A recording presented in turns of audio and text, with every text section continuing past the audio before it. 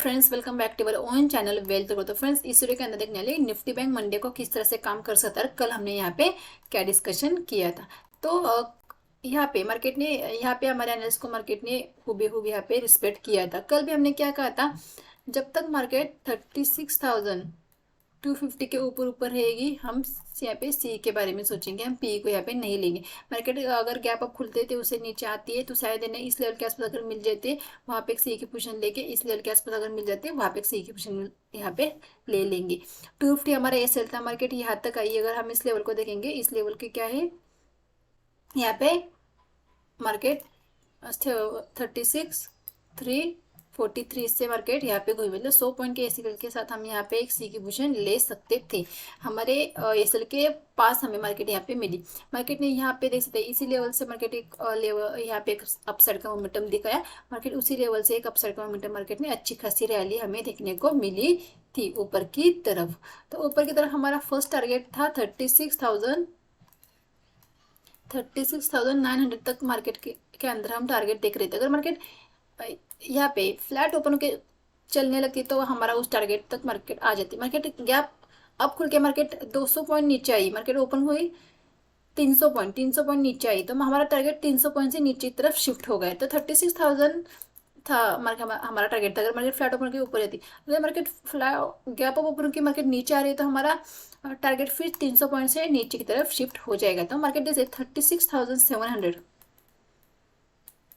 यहाँ तक मार्केट आ गई। एग्जैक्ट हमारे टारगेट मार्केट ने यहाँ पे हमें दिए। तो अगर किसी ने यहाँ पे ट्रेड किया होता तो बहुत ही अच्छे यहाँ पे अगर प्रॉफिट उसे मिला होगा। तो बहुत ही अच्छे यहाँ पे हमारा ट्रेड बना। उसके बाद फिर वहाँ पे कुछ नहीं, फिर क्या हो जाता है, दिन भर मार्केट के पीछे नहीं पड़ने। अगर एक मोमेंटम कैप्चर कर लिया ना तो फिर शांति से बैठ जाने। फिर यहाँ पे एक निगेटिव पैटर्न बना, यहाँ पे देख सकते। इस पैटर्न के ऊपर आप ट्रेड ले सकते थे, लेकिन रिस्की था क्योंकि मार्केट बुलिश थी। बुलिश मार्केट में बेयरिश ट्रेड लेना मतलब वहाँ पे ज़्यादा टारगेट नहीं मिलते, बहुत छोटे छोटे टारगेट के लिए वहाँ पे बैठना होता है। तो अगर आप न्यू ट्रेडर हो या तो वहाँ पे बहुत ज़्यादा रिटेलर ट्रेडर ना लॉस इसी वजह से कर लेते हैं कि बस हर बार ट्रेडिंग है। यहाँ पे एक मोमेंट कैप्चर किया, चलो इतना प्रॉफिट हो गया, 11 बजे आसपास चलो और एक ट्रेड ले लेते, तो इसके चक्कर में लॉस कर जाते हैं। तो एक अगर मोमेंट कैप्चर कर लिया है तो फिर शांति से बैठ जाना है। फिर मार्केट में भी दिन भर सी बी पी करके नहीं बैठना है। तो फिर यहाँ पे एक ट्रेड बन रहा था, यहाँ पे देख सकते एक एम पैटर्न फॉर्म हो रहा था। इस हाई के ऊपर हम एक ऐसे लगे यहाँ पे एक ट्रेड ले सकते हैं। हमारा टारगेट यहाँ तक के टारगेट हमें देखने को मिल सकते थे। मार्केट के अंदर इससे भी ज़्यादा यहाँ पे फॉल देखने को मिला, इसके लिए हम प्रिपेयर नहीं थे। ये जो मोमेंटम आया है ना मार्केट के अंदर, एक तेजी से सेलिंग आई ना, इसके बारे में हमने सोचा नहीं था या हमने इतना प्रेडिक्ट भी नहीं किया था कि इतनी सेलिंग आ जाएगी। इस लेवल को, इस मोमेंटम को हमने बिल्कुल भी प्रिडिक्ट नहीं किया था। कोई भी नहीं कर सकता है। और ये नहीं कि किसी ने यही ट्रेड लेके यही निकला होगा, किसी ने एक रेयर होगा जो इसने पूरे मोमेंटम किस कैप्चर किया होगा। तो कोई भी इतना मोमेंटम कैप्चर नहीं कर पाता है क्योंकि उसे भी नहीं लगता है कि मार्केट इतना गिरेगी। कोई नहीं सोच लेता, एकदम से इस तरह से मोमेंटम आ जाता है ना कि आपको लगता है यार मुझसे छूट गया, मुझसे छूट गया। भाई किसी ने नहीं पकड़ा है, तूने अगर नहीं पकड़ा है तो किसी ने इतना मोमेंटम नहीं कैप्चर किया। हाँ, किसी ने इस पैटर्न के ऊपर यहाँ तक जरूर ट्रेड लिया होगा, यहाँ तक उसने प्रॉफिट जरूर बुक किया होगा, लेकिन फिर ये जो आया इसमें कोई नहीं फंसा होगा। हाँ, अगर किसी ने यहाँ पे बुक कर लिया फिर मार्केट ऊपर जाएगी। जैसे यहाँ पे ड्रैगन फ्लाई डोजी बना, फिर यहाँ पे मॉर्निंग स्टार पर यहाँ पे देखने को मिल रहा है। तो इसके चक्कर में किसी ने सी लिया हुआ तो डेफिनेटली उसको मार्केट ने फिर निकलने तक नहीं दिया। मार्केट फिर से उसे नीचे लेके आई 400 पॉइंट। डेफिनेटली अगर उसने इस मोमेंटम कमाया होगा, इस मोमेंटम में अगर कमाया तो डेफिनेटली इस मोमेंटम ने उसने पूरा गवाया होगा। तो इसीलिए सबसे पहले ना एक मोमेंट कैप्चर करना सीखो। हम अपने कैपिटल पे वहाँ पे ग्रो करो, उसके बाद वहाँ पे फिर नेक्स्ट ट्रेड करना सीखो धीरे धीरे धीरे धीरे। अगर एक मूवमेंट कैप्चर कर लिया ना तो फिर मार्केट को देखते रहना है कि मार्केट किस तरह से मोमेंटम करती है, क्या मार्केट कितने पैटर्न मार्केट के। आप क्या करो, आपने अगर एक मोमेंटम को कैप्चर कर लिया और आपको सेकंड ट्रेड लेने तो वहां पे आप पेपर पे लो, पेपर ट्रेडिंग करो वहां पे। हाँ, यहाँ पे तो उसके बाद आप देखो कि आपकी सेकंड ट्रेड जो आप ले रहे हो वहां पे वो कितने सक्सेस हो रहे हैं, उसका सक्सेस रेशो चेक करो वहां पे। अगर वो आपका अगर अच्छे फेवर में आ रहा है तो फिर वहां पे आप सेकंड ट्रेड लेना स्टार्ट करो। पर फिर सबसे पहले अपने कैपिटल को ग्रो करो, क्योंकि एक बात सुन लो, अगर मार्केट में अगर आप ट्रेड ले रहे हो तो बहुत सारा कभी कभी क्या हो जाता है ना, अगर फर्स्ट ट्रेड में अगर हमें अच्छा खासा प्रॉफिट हो जाता है ना, तो सेकंड ट्रेड में हम लॉस बर्दाश्त नहीं कर पाते। सेकंड ट्रेड अगर अगर हम ले लेते तो वहां पे हम प्रॉफिट ही हो, ऐसा हमारे दिमाग में हो जाता है। फिर क्या हो जाता है, हमारा सेकंड ट्रेड हमने ले लेते हैं ऐसे यहाँ पे लगाया होता है, फिर भी क्या होता है, हमारा जो प्रॉफिट होता है ना, उसमें जो अगर पैसा जाने लगता है तो फिर इस तरफ ये अभी अभी अभी ये अभी हमारा पूरा प्रॉफिट ही चला जाएगा, तो आप धाड़ से वहां से निकल जाते हो। फिर आप एसएल को नहीं देखते हो, फिर अपने जो प्रॉफिट जो कम हो रहा है ना, सिर्फ आपको वो दिख रहा होता है, तो आप वहां से निकल जाते हो। फिर मार्केट वो मोमेंटम दिखा देते, फिर ऐसा यार रुक जाता, प्रॉफिट भी चला गया और लॉस भी वहां पे हो गया। तो इसी वजह से क्या करो, पहले एक मोमेंटम कैप्चर करना सीखो, अपने कैपिटल को ग्रो करो, और सेकंड ट्रेड है ना वो पेपर पे लेना स्टार्ट करो, पेपर ट्रेडिंग वहां पे करो सेकंड ट्रेड में। और उसके बाद आप देखो कि आपके सेकंड ट्रेड कितने सक्सेस हो रहे हैं, और उसके बाद उस लॉजिक को देखो कि किस लॉजिक पे आपने उस ट्रेड को फाइंड आउट किया था, क्या पैटर्न बना था, वो सारी बातें वहां पे लिखना स्टार्ट करो। उसके बाद आप सेकंड ट्रेड लेना शुरू करो मार्केट के अंदर। तो चलो देखते हैं कि मंडे को किस तरह से मार्केट काम करते हैं। मार्केट में सेलिंग तो बहुत यहाँ पे आई है, पूरी इस रैली को मार्केट ने जो रैली ये की थी ना, पूरी मार्केट नीचे लेके आई है। अगर मैं आपको यहाँ पे थोड़ा सा जूम करके दिखाऊँ ना, यहाँ पे जूम आउट देख सकते हैं, मार्केट एक दो पॉइंट के अंतर यहाँ पे मार्केट ट्रेवल कर रही है। नीचे की तरफ 35,750, ऊपर की ऊपर की तरफ 1760, 36,720 का लेवल है ये। तो इसी में ट्रैवल करती हुई नजर आ रही है। तो ये ऊपर का लेवल हो गई, ये नीचे की लेवल है। अगर हम यहाँ पे मिडल की यहाँ पे लाइन ड्रॉ करें, मैं आपको ड्रॉ करके दिखा दी क्या होता है ना, मैंने इससे लेकिन निफ्टी बैंक के अंदर अगर हम एक लाइन ड्रॉ करके नहीं रख सकते, वहां पे हमें एक बैंड बनाना पड़ता है। तो अगर हम इस लेवल को लेंगे, यहाँ पे देख सकते हैं इस तरह से एक बैंड मार्केट के अंदर हम यहाँ पे मिडल पॉइंट ड्रॉ कर सकते हैं, यहाँ से ठीक से हम यहाँ पे लगाएंगे। तो यहाँ पे देख सकते हैं, मैं यहाँ पे ठीक से इसे ड्रॉ कर लेती हूँ। अब आपको ध्यान यहाँ पे सारी चीजें आसानी से देखने लगेगी। अभी क्या होगा, यहाँ पे देख सकते हैं मार्केट यहाँ से आई, मार्केट यहाँ पे गिरी, मार्केट ने यहाँ पे सपोर्ट लिया, मिडिल पॉइंट से मार्केट ऊपर गई, फिर मार्केट नीचे आई, मिडिल पॉइंट को मार्केट ने यहाँ पे सपोर्ट लिया, फिर ऊपर आई, फिर से मिडिल पॉइंट को ब्रेक किया। जैसे ही मिडिल पॉइंट को मार्केट ने ब्रेक किया, मार्केट नीचे आ गई। फिर मार्केट मिडिल पॉइंट के आसपास मार्केट ने टाइम बिताया, फिर एक गैप अप में मार्केट ऊपर की तरफ निकली, फिर गैप डाउन में मार्केट मिडिल पॉइंट को ब्रेक करके नीचे आई, फिर मार्केट ने यहाँ पे रेजिस्टेंस खाया एक बार, फिर मार्केट ने इसे ब्रेक किया, मार्केट ने नॉन स्टॉप अपने ऊपर के लेवल को टच किया। उस टच करके वहां पे एक निगेटिव पैटर्न बनाया, मार्केट धार से यहाँ पे एक बार सपोर्ट लिया, फिर से उस लेवल को तोड़ दिया, और मार्केट अभी मिडिल पॉइंट के नीचे के लेवल के आसपास है। तो यहाँ पे किस तरह से ट्रेड करना है, बहुत सिंपल। अब ट्रेडिंग बहुत सिंपल लगने लगेगी, अब सारे लेवल क्लियर होगी हमें क्या करना है। बहुत सारे लोगों ने सोच भी लिया होगा कि आगे क्या होने वाला है, कि क्या प्रिडिक्ट कर सकते हैं हम यहाँ पे। तो ध्यान से सुनना, मार्केट अगर फ्लैट ओपन होकर इस लो को ब्रेक करती है, अगर हम इस लो को देखेंगे कितने हैं यहाँ पे, इस लो को देखने की कोशिश करते हैं हम यहाँ पे,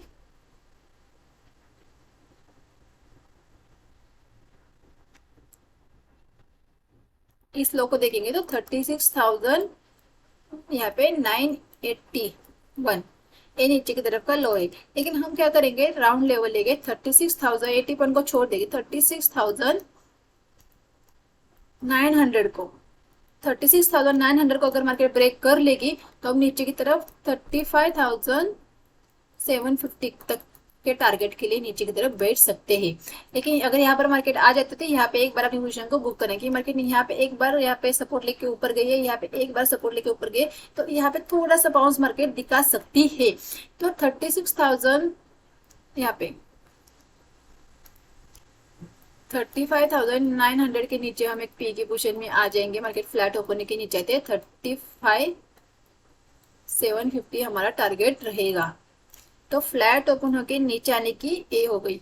अगर मार्केट फ्लैट ओपन होके ऊपर जाती है तो उसे जाने देना है, बिल्कुल भी ट्रेड नहीं करने, मार्केट को इस लेवल के आसपास आने है। अगर इस रेंज को देखेंगे तो ए 50 पॉइंट की रेंज है, मतलब 36,200 से लेकर 36,250 की रेंज ही निकल के आ जाती है हमारी।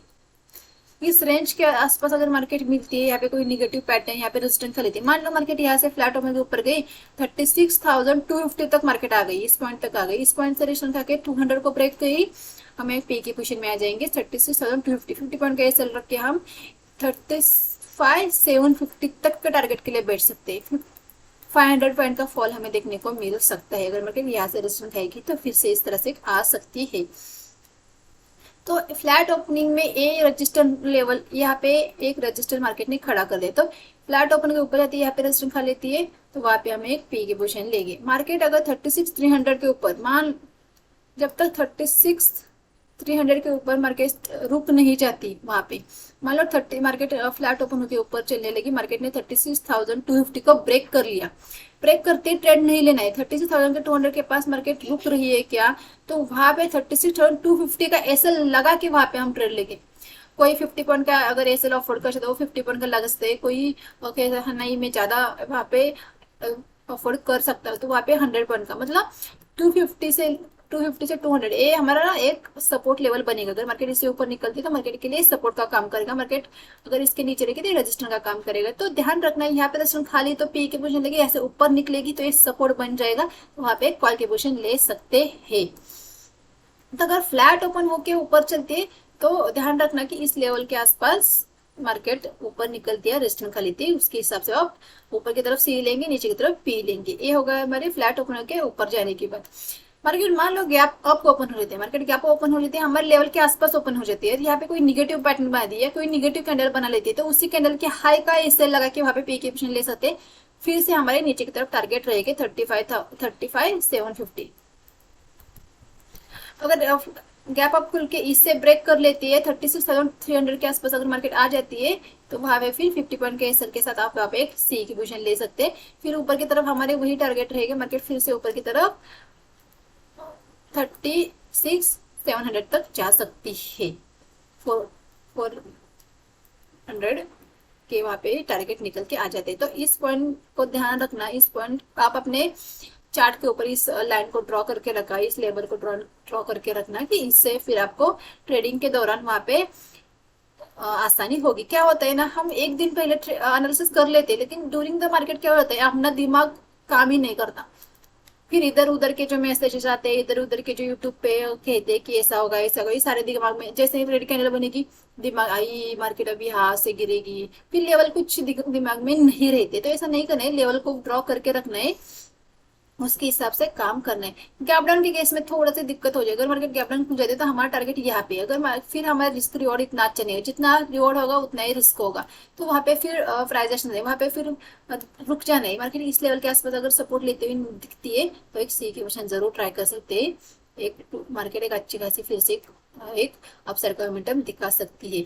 अगर मार्केट इससे ब्रेक कर लेती है तो फिर एक पे के पोजीशन में फिर से हम आ जाएंगे।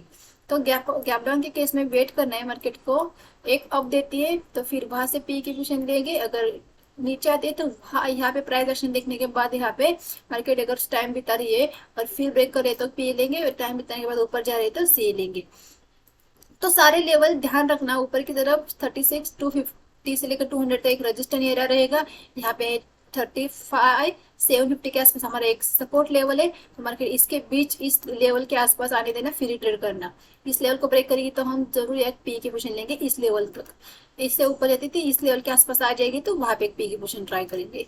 तो बहुत ही सिंपल एनालिसिस रहेगी, बिल्कुल भी यहाँ पे बायस नहीं होना है। क्या यहाँ पे लेवल को ध्यान रखने, ड्यूरिंग द मार्केट लेवल को ध्यान रखने, लेवल के आसपास मार्केट किस तरह से पैटर्न बनाती है उसके हिसाब से वहां पे हम ट्रेड करेंगे। अगर हमारे लेवल को क्रॉस करके ऊपर जाएगी तो हम सी के बारे में सोचेंगे, हमारे लेवल से रेजिस्टेंस खाएगी पी के बारे में सोचेंगे। तो आई होप फ्रेंड्स वीडियो अच्छी लगे तो वीडियो को लाइक कीजिए, चैनल पर अगर नए तो चैनल को सब्सक्राइब कीजिए। Thank you.